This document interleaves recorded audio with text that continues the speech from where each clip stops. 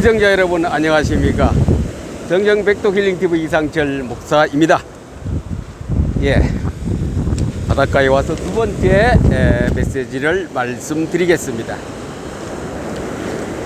우리가 성공이란 말을 어디에 쓰면 적합한지 몰라도 성공이란 말을 사람들이 많이 쓰고 있습니다. 저 사람은 과연 성공했다. 사회적으로 말하면 돈이 많고 어떤 그 분야의 최고자가 되고 최고의 기능이 되고 또 많은 부동산을 가지고 그리고 하면은 성공했다라고 말하겠지요. 그러나 예수님이 이렇게 말씀하셨습니다. 썩을 양식을 위하여 일하지 말고 썩지 아니할 양식을 위하여 일하라 그랬습니다. 썩지 아니할 양식을 일하는 사람이 최고의 성공자 아니겠습니까? 썩지 아니할 양식. 다른 말씀을 드리면 신앙의 최고의 성공자는 어떤 사람이겠는가? 자꾸 사람들은 현세에 눈에 보이는 것, 어떤 그 물질적이나 돈이나 명예나 지위나 권력을 가지고 대부분 거의 한 90% 이상 그것으로 기준을 해서 말씀하고 있는데, 사실 성경에서 말하는 성공은 무엇인가? 저는 오늘 두 작품을 통하여 하나님 말씀 가지고 잠깐 말씀드리려고 합니다. 사람들은 흔히 신앙생활을 하다가 신학을 하다가 목회를 하다가 열심으로 기도 생활을 하다가 그냥 주저앉는 경우에 보면은 남들은 성공하는데 나는 성공을 못해서 운이 없어 하나님이 나를 돌보지 않고 하나님은 나를 복을 주시지 않는다라고 그들은 말하고 있습니다. 그렇게 말한다면 바울은 가장 실패한 사람 중에 한 사람 아니겠습니까? 그렇죠. 가장 실패한 사람 한 사람입니다.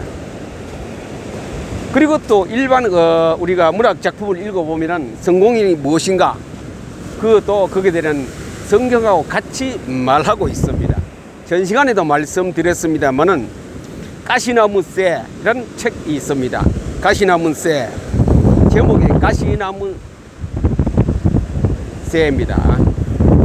전설에 의하면은 새 한 마리가 이 세상에 태어나서 일평생 작은 가시에 찔리면서, 다른 말씀드리면 고생을 많이 했다겠죠. 많은 어려운 가운데 새가 살아가다가 죽을 때에 큰 가시에 찔려서 죽으면서 딱 한 번 죽을 때 한 번 노래를 아주 즐겁게 좋은 기쁜 노래를 부르다가 죽는 새라 해서 가시나무새. 거기에 전에도 말씀드렸지요. 그 소설의 주인공이 젊은 대인입니다. 대인. 이제 한 20대쯤 됐겠지요. 아주 대인이 정말로 어머니가 길렀고 신학을 하고 많은 가시 속에서 그가 자란 거나 마찬가지로 고통 속에서 그는 젊은 청년으로 잘 자랐습니다. 그래서 교황청에서 서품식을 가졌습니다. 사제 서품식이겠죠. 서품식을 갖고 일주일 동안 이제 휴가를 그리스 크레타 섬으로 갔습니다. 그리고 우리나라 말하면 목사 장립식을 받고 크레타 섬으로 가서 일주일 동안 휴양하고 즐기고 이제 돌아오면은 정식 신부로서 일을 하게 되는데, 거기 가서 이제 안수식을 받은 서품식을 받은 이 대인이 그 섬에 가서 좀 쉬었다 오려고 하는데 가자마자 보니 바다에 물결이 막 흘러가는 바다에 어떤 젊은 두 부부가 있는데, 남자들은 다 빠져나오고 여자만이 물속에 빠져가 흐우적거립니다. 죽음 직전에 있어서 대인이, 그는 수영도 잘하는 청년이었습니다.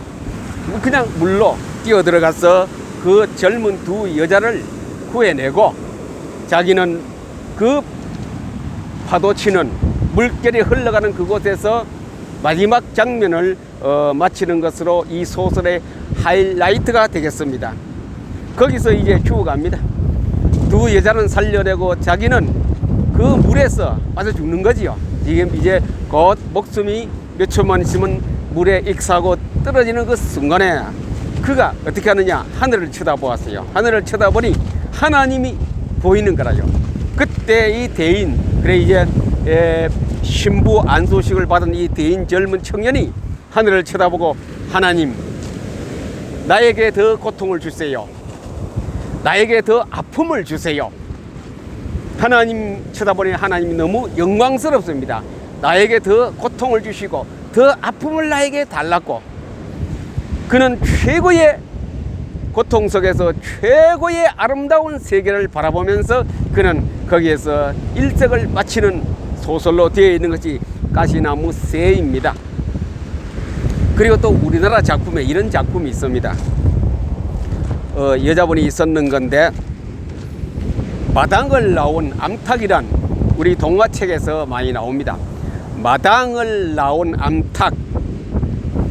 양이 동화책이기 때문에 글씨가 커서 얼마 되지 않습니다.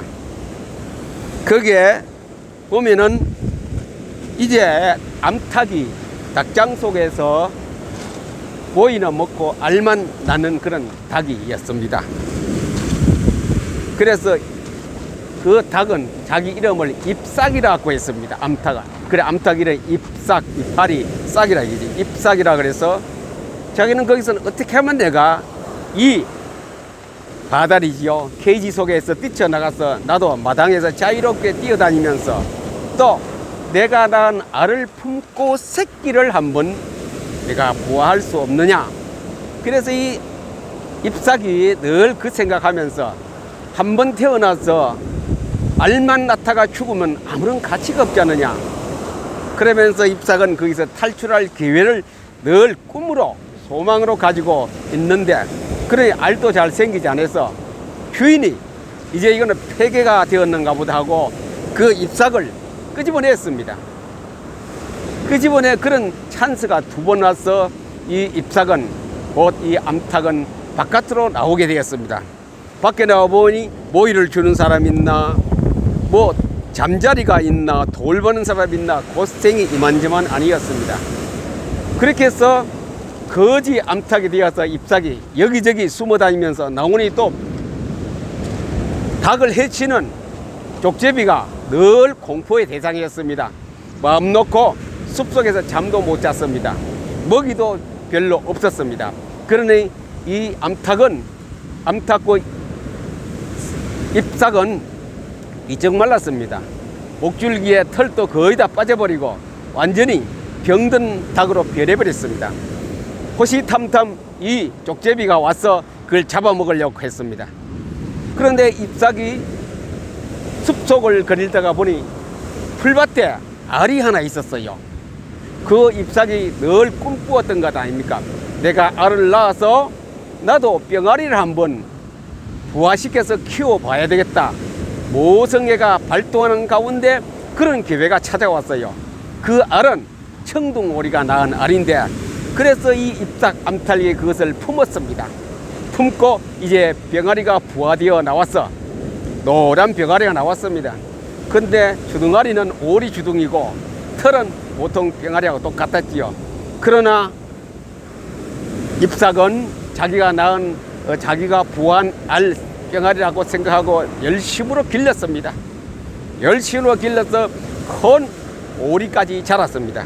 그래서 이 잎삭은 아가라고 불렀고 그 오리, 새끼 오리는 엄마라고 불렀습니다.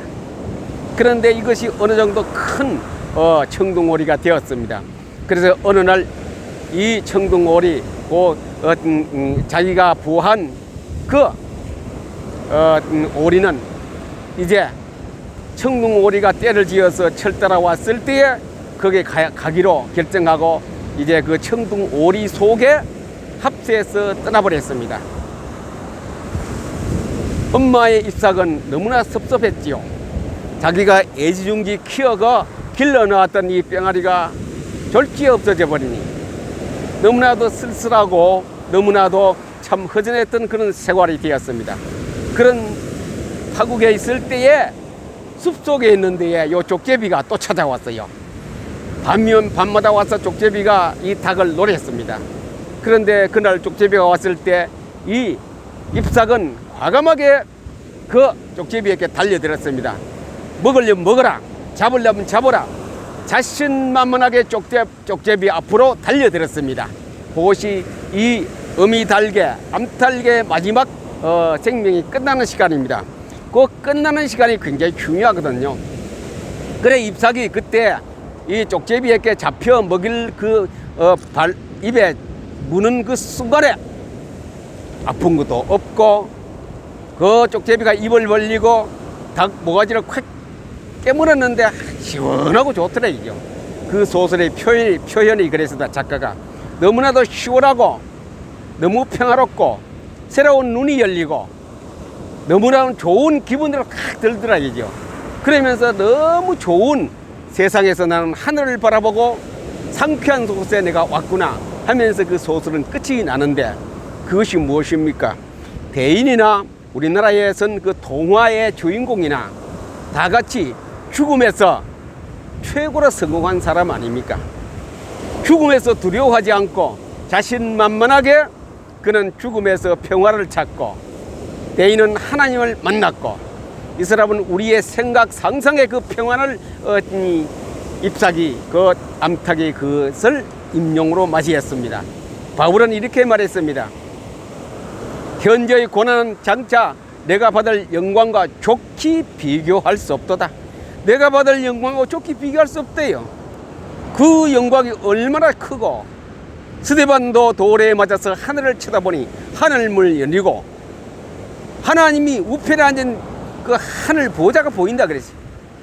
그것이 최고의 성공한 자 아니겠습니까? 돈입니까? 권세입니까? 명예입니까? 박수 갈채 받는 겁니까? 내가 가장 행복한 곳에서 내 일생을 마치는 그 순간, 이것이 가장 행복한 삶이 아니겠습니까?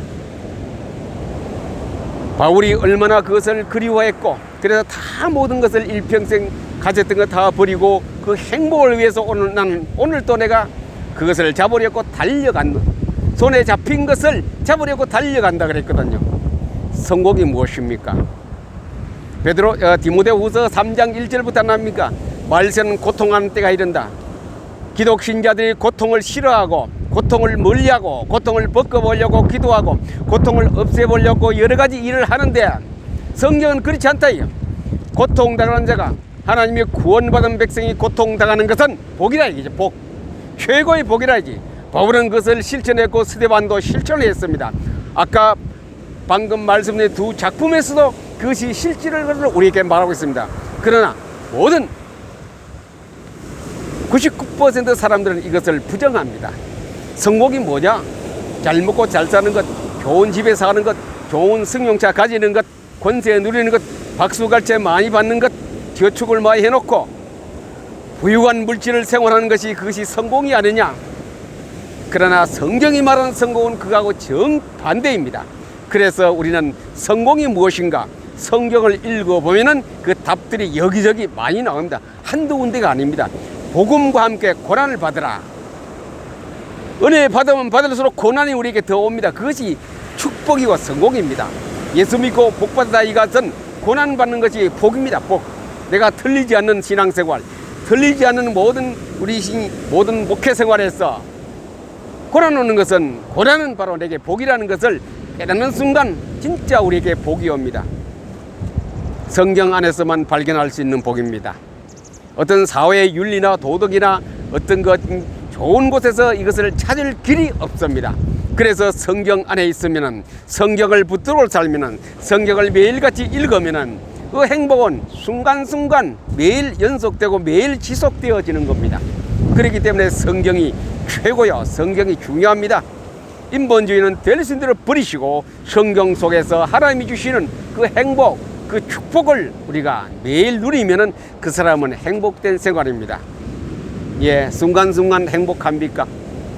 오늘 내 목숨이 끊어질 때 아름다운 노래를 부르면서 주님을 쳐다보면서 찬양하면서 갈 수 있는 자신이 있습니까? 성경을 읽을 때 정말 행복해지는 시간이란 것을 느끼고 또 찬양하고 묵상하고 감상을 하고 있습니까? 그렇습니다. 성경은 우리에게 최고의 기쁨과 최고의 행복을 주는 것이 성경 아니겠습니까? 성경 아니고는 이런 복이 무엇인가 우리는 모릅니다. 성경만이 말합니다. 모든 종교와 모든 단체에서는 복을 인본주의적으로 눈에 보이는 것으로 해석합니다만, 그러나 내 영적으로 속에 있는 그 복을 말하는 것은 별로 없습니다. 물론 종교에 따라서 윤리적으로 하는 종교는 있겠습니다만, 그러나 우리의 최고 마지막 복은 무엇입니까? 하늘을 쳐다보고 하나님을 바라보고 하나님을 만난 가운데 만만의 희색을 띠고 얼굴을 환히 하면서 만족하는 그 기쁨, 그 행복, 그 누림, 이것이 행복이 아니었습니까? 이런 행복이 우리에게 항상 있는 자는 바로 최고의 성공자입니다. 최고로 성공한 사람은 이것을 알고 누리고 있는 자가 최고의 성공한 자입니다. 다른 거 해서는 우리가 성공을 했다 해도 그것은 없어지는, 이 파도의 거품이 와서 확 사라지는 성공입니다. 우리의 최고의 성공은 바로 하나님과 늘 함께 있으면서 하나님이 보여주는 비전, 그 희망, 그 기쁨, 그 행복을 받는 것이 아니겠습니까? 그것은 말씀 안에서만 있습니다. 말씀이 내 안에서 체질화되어졌을 때, 말씀이 내 속에서 완전히 나를 장악했을 때 되어지는 겁니다. 성경에서 행복을 찾는 그 비결 속에서 우리 모두가 성경을 알아서, 잘 알아서 행복한 신앙생활, 나머지 우리 인생을 즐기면서 사는 생활 되기를 우리 주 예수 그리스도 이름으로 축복합니다. 감사합니다.